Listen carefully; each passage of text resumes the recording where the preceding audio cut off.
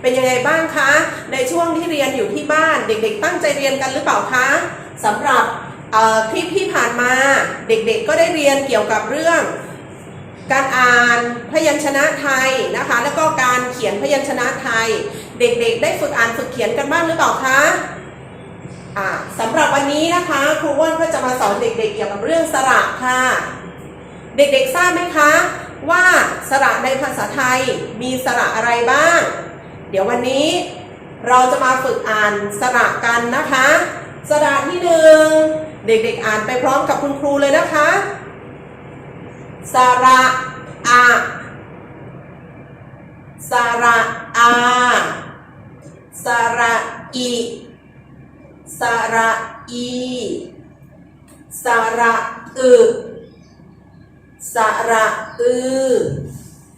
สระอุสระอูสระเอสระเอสระแอสระแอสระโอสระโอสระอสระอสระสระสระเอียสระเอียสระเอือสระเอือสระอัวสระอัวสระอัมสระไอไม้มาลายสระไอไม้ม้วนสระเอาตัวหรือตัวรือตัวลึตัวลือเด็กๆสังเกตดูนะคะระหว่างตัวหรือลึลือเด็กๆสังเกตที่หัวนะคะถ้าหัวเข้าเราจะออกเสียงรอเรือนะคะออกเสียงรึถ้าหัวออกเราจะออกเสียงลอลิงคือลึค่ะทีนี้นะคะเราก็จะมาจำแนกเสียงของสระนะคะว่าเสียงสระแต่ละเสียงมันจะมีเสียงสั้นกับเสียงยาวใช่ไหมคะเด็กๆเด็กๆลองสังเกตนะคะว่าสระอะกับสระอาให้ช้อยเลือกค่ะระหว่างสั้นกับยาวเด็กๆลองตอบคุณครูนะคะว่าอะมันออกเสียงสั้นหรือเสียงยาวไหนลองออกเสียงดูสิคะอะลากเสียงได้ไหมคะไม่ได้นะคะถ้าลากเสียงให้ยาวไม่ได้แสดงว่าเป็นสระเสียงสั้นนะคะ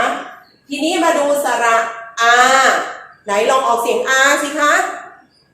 อาแล้วลองลากเสียงค่ะอา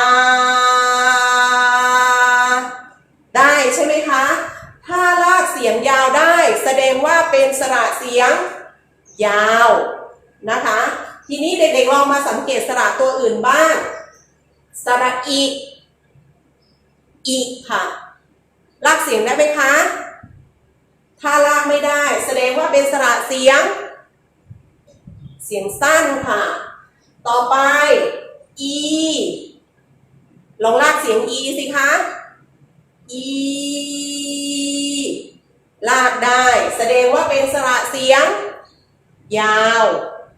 เด็กๆลองสังเกตนะคะลองฝึกออกเสียงสระแล้วก็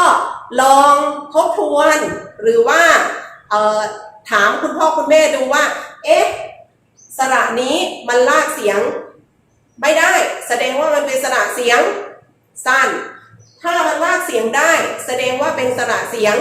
ยาวเทคนิคการจำแค่นี้เองค่ะเด็กๆแล้วก็อย่าลืมสังเกตรูปสระนะคะสังเกตรูปสระแต่ละตัวว่ารูปสระนั้นเขียนอย่างไรนะคะ โดยวันนี้คุณครูมีแบบฝึกหัดให้เด็กๆไปทบทวนนะคะ